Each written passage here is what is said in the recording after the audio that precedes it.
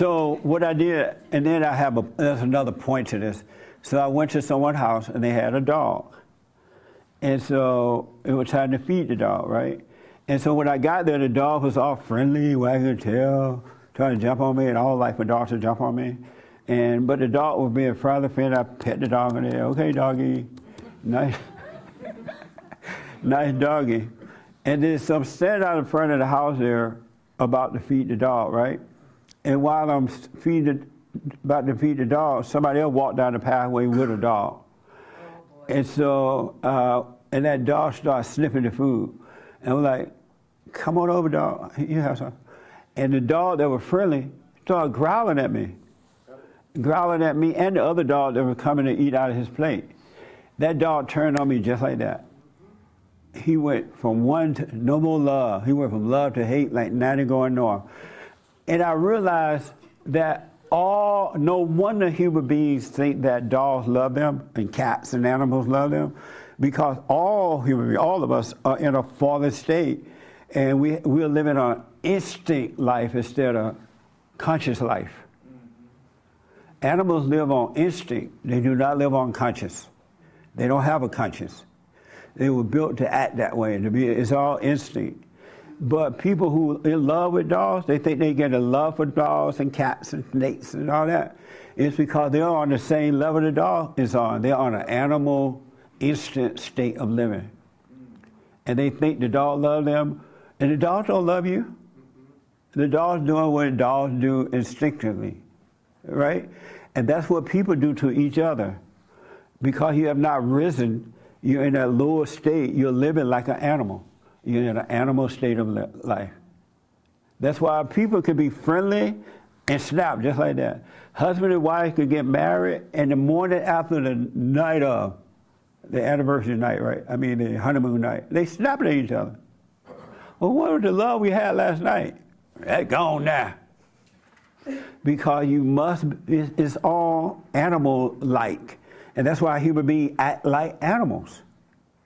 Because you don't have love. You have instinct. You've been turned away. You've been falling away. You're falling away from the light, from perfect love. And so that's why when you overcome anger by going and forgiving, you truly see that you have it. Because when you truly see you have it, you're going to truly know you need to forgive. It's something there that lets you know you got to forgive if you want to enter the kingdom, right? And you're going to forgive, not just because somebody said it, but because you see you should do it. And he would allow you to see that if you want to see it. And then you will enter in and you'll start to rise in consciousness, the mindset of God. And then your whole life will become back to normal rather than abnormal state, this instinct life that we live. We're trying to get life from each other, from animals, from money, people, places, and things. We don't have it in that fallen state. Men and women don't have it. You're living like an animal, and so the animals don't love you. You just feel like they love you because you're on the same level as the animal. And I used to hear lesbians and homosexuals and others say, well, we love one another. No, you don't. It's the same feeling that every human being has because you're on a fallen state. You live in an animal life. Anybody disagree with that? Yes, sir. Real fast. It's just a question. So I'm in a fallen state because I put a raincoat on my dog? Yes. You know why? Because it makes you feel good. The dog ain't happy with no raincoat. You know, because the dog, when God created the animal, he created their body so they can work out fine in the winter, spring, and summer, and fall. That's why they live outside. Their body shed according to the weather. They have already been, a raincoat was put on them when they were made. But then when you cover it up with a raincoat, you're destroying that body of the dog natural development. And now the dog will become weak, and the dog can't stay outside in the cold because you didn't allow him to shed off his natural summer clothes. Like we put on summer clothes in the summer, winter clothes in the winter. Dogs do that with their skin. Their bodies were made that way. But because human beings are in a fallen state, they even hurt the animals. Look how weak dogs are today. You could leave a dog outside, and the dog will find food for himself or herself. The dog body will shed winter, spring, summer, fall. The dog will protect you naturally. He'll bark when there's someone coming around the house. All kinds of stuff. But the dogs are being treated like humans now, and they're as weak as humans are. Not just dogs, cats, and everything. People let dogs sleep in the bed. What kind of sense that make? You know you beta. Oh, sorry, Hassan. But, yes, ma'am. I want disagreement. If there's, I want to hear it. It ain't personal. Right? Yes, ma'am. When I was growing up, we never purchased dogs. Right. We would see if it had a collar. If it didn't have a collar, it was free game. That's right. And 100%. My parents would tell us that. Does he have a collar? You know, nowadays you don't see stray dogs really. I mean, I don't see stray dogs at all because they're just not there. The dogs would naturally, when it's time to get pregnant, the female dog and the male dog are going to naturally meet up somehow or another. And the female dog going to resist the one she doesn't want and accept the one she wants. Have y'all noticed that? Yep. Well, maybe y'all haven't because, like she said, we grew up that way. The dogs don't need your help. You're destroying the dog in the same way you destroyed yourself. Let me just get a disagreement. Yes, ma'am. We're in an animal state. That's why we must be born again. There's a higher way of living instead of this lower. You don't have to stay in there. Leave the animals there. You grow. Yes. I do question our instincts, and I agree with so much of what you say, but I do struggle with the idea of not being hurt, and sometimes our animal instincts do kick in for survival. What are your views on that? That's a very good question. It's abnormal for you to have animal instincts. Animal instincts are evil. It's of the devil, and it's based on you. It's not about the other person at all. It's always about you, how you make me feel. It's just like the anger that we were talking about earlier. Anger, people think anger is used to protect them. Consciousness protect you. Because in a situation, you're going to stay conscious, and you'll be able to defend yourself, right? You don't need animal instinct. You have the light, the nature, the love of God to protect you from that. He really will. And but animals, you're just overreacting to situations and not really learning or growing from it and making a whole lot of mistakes. It's keeping you in that animal-like mode because it's just two devils fighting one another, overreacting. But the light of God will protect you. If you need to defend yourself in a practical way, if you're conscious, you're going to see the perfect way of doing it. But if you use the animal state, you go unconscious, and you can get knocked out because you leave yourself open and don't even realize it, for an example. You know what I mean? You don't need the animal instinct. Animal instincts are for animals. They're not for human beings. We are created in God's image, and God is of consciousness. He's of love. Don't let them tell you that you need that. And you should not, the animal nature is what feel things. Feel anger, feel embarrassed, feel shy, feel afraid, feel this. But the risen consciousness don't feel those things at all. It's just a light. It just is. There's nothing to compare it to. It just is. What do you think about that? Well, so with the embarrassment and the anger, what if we're meant to feel them and just to let them go as like an experience? Like, oh, I saw the Taj Mahal and now I've done it. I felt the anger and I've let it go. What do you what are your thoughts on that? What was the beginning of what you said? Speak from the chest a little bit.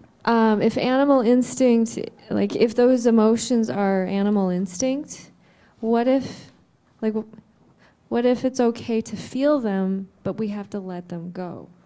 When you feel them, they don't go. They may subside for a moment, and they may turn into something else for a moment. That's it is the anger feel anger, right?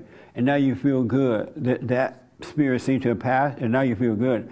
But then sooner or later you'll feel bad again. Both are animal instincts. You're not supposed to feel human beings are not created to feel that way. We are in the image of God, and He is just love, and He's a dispassionate God, so it's not based on how He feels, it's based on love. He can enjoy a good dinner. Once that dinner's over, that's it. He didn't get a sense of identity from it. So if another dinner, somebody invites you to dinner, and it's bad food, you're going to feel the same way about the bad food that you felt about the good food, which is nothing. Can I ask one more thing? Yes. So you said something interesting. You said like you turn it into something else. Sorry, I didn't catch the whole phrase. I also think about that. Where what if I turn something negative into you cover it with love, like through forgiveness, and then you're able to turn it into something beautiful. Like I'm going to use art as the example because obviously I'm the songwriter. But to take a negative experience and to view it from a different perspective because my experience has changed because I've forgiven it. Does that make? I don't know if that made sense. Did you understand the question? Yeah, speak. I just didn't hear everything you said. It may have been a good question. I think this ties into what we were talking about earlier with taking something negative, a negative experience, and turning it into a positive, knowing what we know now through your ministry. Right. So understanding forgiveness and loving people, watching life instead of reacting to it, knowing what we know now, through her songwriting, how she reacts now is going to be different. So. But in real life, there is no negative and positive. That's in the fallen state. If you're negative, now you got to find something to be positive about. And then if you're positive, something's going to come along and make you negative. And then you're up and down, right? In Him, up here, it just is. There's no right or wrong, no negative or positive, no good or evil, it just is. And so you don't have anything to balance it with if it just is. And once you overcome that fallen state, you would just be a living being and just living your life, right? Without any ideas, without any opinions, without any wants, without any needs. And you just let life happen. It's weird, but it's beautiful. And I'm sorry I used the word weird, but it's different. We were created to be a living being. But because we fell away, we're born into these crazy families, we become a negative and a positive. And that seemed like, even though there's no peace in that, it seemed like everybody else doing it. Everybody else negative and positive. Everybody else angry. I hear that a lot. Well, everybody angry.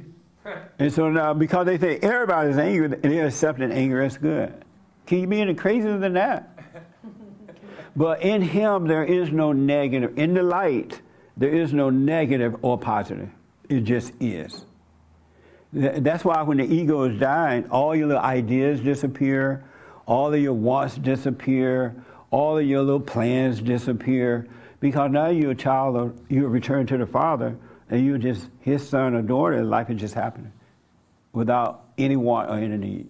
That doesn't mean you're not going to hang out with one another, have fun, laugh, and whatever, right? But you're not going to walk away with a sense of identity from it. You enjoy the moment, because you can enjoy the moment in the light and not get a sense of identity from it. You can have fun laughing and talking, and that's it.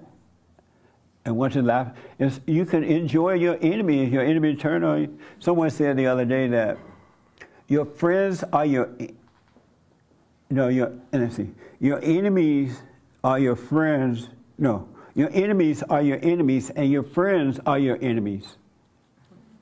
Have you ever noticed that? Your enemies are your enemies, and your friends are your enemies. Isn't that something? And so, so what now? Sounds terrible. So it sounds terrible? Yeah. Speaking to the mic for me. This is so good, huh? It sounds like very hopeless. It is. In that state, Then it's what's the point? I'm sorry? What's the point of all of this? Overcoming it. It is hopeless. It is very hopeless. You hear a lot of people say, oh, I'm in a hope. It's hopeless. Your friends are your enemy, your enemy is your enemy. Isn't that something? Anyone who has anger is your enemy. They pretend to be a friend, but they're not. And they can't help it. It's a hopeless way to live. Last word, Raymond. Yes. I'll make it brief. Just a quick question. Was the reason, I was wondering, was the reason that a dog owned by a friend of my sister started snapping at me because I have fear? And is fear a lower instinct? Fear is a lower instinct. And the dog can smell you when you have it. Just like a woman can smell a man that has fear. Did you know that you could be way down the road and a beautiful woman way down this road, and y'all coming together like this, she can tell that's a beta. She can tell in your eyes. She can tell the way you walk. She can tell the way that you're like 1,000 miles away and now you're already smiling at her. She can tell when she walk into the grocery store, like, now here you come. Can I help you with your basket? Hi, how you? She know that that's a beta. She knows she can make you pay for her groceries. And you haven't spoken your name. And so it's an animal nature. So yes, who am I asked a question about animal instinct? Oh, Raymond, yes. Fear is the animal's nature. In God, there is no fear. Can you imagine? There's practical, you watch yourself out there, the world is bad, right? Practical. But you can live a life without fear if you die from the ego. And the light of God will destroy that. The darkness cannot handle the light. It can't even perceive the light at all. You know something? But the light can destroy the darkness. When you conquer yourself, you will conquer the world. You own the world. Amazing. Why y'all looking crazy? All right.